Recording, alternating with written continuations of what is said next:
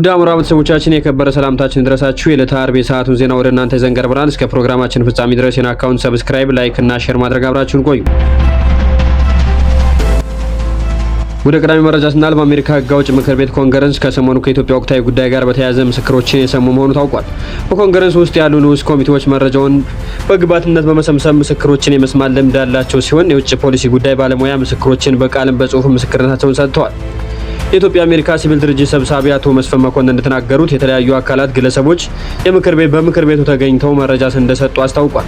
ዓለም አቀፍ የግጭትና ዲፕሎማሲ ተመራማሪ የሆኑት አቶ አሊ መኮንን ለዶይቼ ቬለ በሰጡት ማብራሪያ በአሜሪካ ሕግ አውጭ ምክር ቤት አባል የኢትዮጵያ ነባራዊ ሁኔታ ለመገንዘብ ጉዳዩን ከሚከታተሉ የኢትዮጵያ ማህበረሰብ አባላትና አክቲቪስቶች ጋር ውይይት ማድረጋቸው ጥሩ ጅማሬ መሆኑን ገልጸዋል። ውይይቱ የወቅቱን የትግራይ ጉዳይ እንዲሁም በአማራና በኦሮሚያ ክልል ያሉት ሁኔታዎችን በማስመልከት እየተካሄደ እንደሆነ ተሳታፊዎች ተናግረዋል። ወደ ቀጣይ መረጃ ስናልፍ በትግራይ ዳግም ጦርነት ደመና ያንዣበበ ባለበት ወቅት የህወሓት ሊቀመንበር ደብረጽዮን ገብረ ሚካኤል ስርዓቱን ለአንድና ለመጨረሻ ጊዜ ለማስወገድ በቅርብ ወዳጆች አሉን በማለት መልእክት ማስተላለፋቸው ይታወሳል።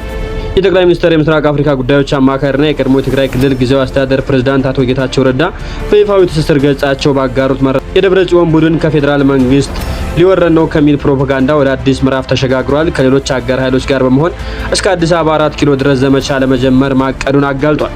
አቶ ጌታቸው ረዳ አያይዘውም የደብረጽዮን ቡድን ስልጣኑን ለማስጠበቅ ሲል ከታሪካዊ ጥላቶችና ከተለያዩ የታጠቁ ኃይሎች ጋር በሚስጥር ውል መፈራረሙን ገልጸዋል። በተለይም የኤርትራ ፕሬዝዳንት ኢሳያስ አፈወርቂ የድሮ ታንኮችን በማቅረብ ጦርነቱን ከጀርባ ሆነው እያቀጣጠሉት እንደሆኑና የትግራይ ህዝብም የጦርነት ማገዶ ሊያደርጉት እንደሚችሉ ተችተዋል። በተጨማሪም 2014 የነበረው የተሳሳተ ወታደራዊ ስሌት ማለትም 1.1 ሚሊዮን ጥላት እንዳለና 11 ሚሊዮን ጥይት ብቻ እያለ ጥላት ሙቶ ሲያልቅ 30 በመቶ ጥይት ይተርፈናል የሚል አደገኛ ስሌት ቀርቦ እንደነበር ጄኔራል ታደሰ ወረደና ሌሎችም ሐሳቡን አጣጥለውት እንደነበር አስታውሰዋል። ከሱዳን ጄኔራል አልቡርሃን ጦርና ከፋኖ እንዲሁም ከሻኒ ጋር የተደረገው ስምምነትም የትግራይ ወጣቶችን ለድሮን አረር ከመስጠት ባለፈ ምንም አይነት ወታደራዊ ድል እንደማያመጣ ጠቁመዋል። ጌታቸው አያይዘውም ህዝቡ ይህንን ቡድን ከጫንቃው ላይ ሊያወርደው እንደሚገባ ጥሪ አስተላልፈዋል። ወደ ቀጣይ መረጃ ስናልፍ እንደ ዋዜማ ዘገባ ከሆነ በአሁኑ ሰዓት በትግራይ ክልል ከፍተኛ የጥሬ ገንዘብ ወይም ካሽ እጥረት ተከስቷል ብሏል። የህወሓት አመራሮች ጦርነት ልንከፍት ነው በማለትና በየመድረኩ መናገራቸውን እንዲሁም የድጎማ በጀት አለመለቀቁን የክልሉ ውጥረት በመባባሱ ህብረተሰቡ በ2013 የነበረውን ችግር እንዳይደገም ስጋት ገብቶት ባንክ ያለውን ገንዘቡን በብዛት ማውጣት መጀመሩ ተነግሯል። በዚህ የተነሳ የክልሉ ባንኮች ደንበኞች የሚፈልጉትን ያህል ገንዘብ መስጠት ባለመቻላቸው ጥሬ ብር በአጎራባች አማራና አፋር ክልል በኩል ግዢ እየገባ እንደሚገኝ ታውቋል። ነዋሪዎች ስለ ዕለት ተዕለት እንቅስቃሴ የሚሆን ጥሬ ገንዘብ ለማግኘት በባንክ ሂሳብ ወይም በሞባይል ባንኪንግ ከ5 እስከ 25 የሚደርሱ ኮሚሽን ክፍያ እየከፈሉ ጥሬ ገንዘብ እየተረከቡ መሆኑ ታውቋል። እንደ መቀሌና አድግራት ባሉ ከተሞች ባንኮች ገንዘብ የለንም በማለት ደንበኞችን የሚመልሱ ሲሆን እንደ ሽሬና ማይጨው ባሉ ከተሞች ባንኮች በቀን ለአንድ ደንበኛ 1000 ብር እየሰጡ መሆኑ ተመላክቷል። ወደ ቀጣይ ስናልፍ የግብጽ የውጭ ጉዳይ ሚኒስትር አዲስ አበባ የግድቡን ጉዳይ ፖለቲካ እያደረገችው ነው ሲል መክሰሳቸው ተከትሎ በአዲስ አበባ የሚገኘው የእስራኤል ኤምባሲ ምላሽ ሰጥቷል። በኢትዮጵያ የእስራኤል አምባሳደር አብርሃም ንጉሴ ኢትዮጵያ በህዳሴ ግድቡ ላይ የወሰደችው አቋም እንደምትደግፍና ግድቡ የሀገሪቱን የረጅም ጊዜ ኃይልና ኢንዱስትሪ ልማት ቁልፍ ፕሮጀክት መሆኑን ገልጸዋል።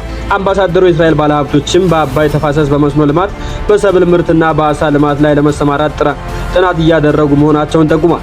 ይህ የእስራኤል አምባሳደር አስተያየት በካይሮ ከፍተኛ ቅሬታን የፈጠረ ሲሆን የግብጽ ባለስልጣናት እስራኤልን ግድቡን ማወደሷን ተችተዋል።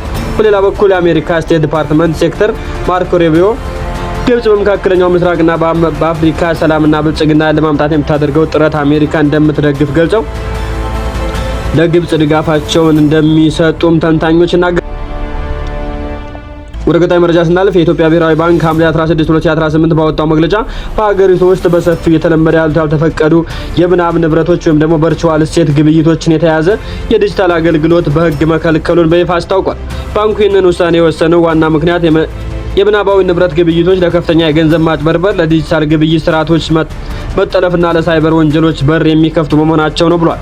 በማንኛውም መልኩ በእነዚህ ህገወጥ ዲጂታል ኢንቨስትመንት እንቅስቃሴ ውስጥ እየተሳተፈ ያለ አካላት በአስቸኳይ እንዲቆምና ጥብቅ ማስጠንቀቂያ የሰጡ ሲሆን መመሪያ የሚተላለፉ አካላት ላይ ጠንካራ ህግ እርምጃ እንደሚወስድ ገልጿል።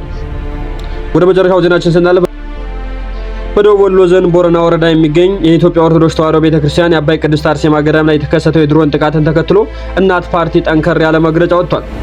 ሐምሌ 15 2018 ረፋድ 4 ሰዓት ላይ በተፈጸመ በዚህ ድሮን ጥቃት 2 መነኮሳት እናቶች ወዲያውኑ ሲገደሉ 14 እናቶች ደግሞ ክፉኛ ቆስለው መካነ ሰላምና ወደ ደሴ ሆስፒታል መወሰዳቸውን መግለጫው አመላክቷል።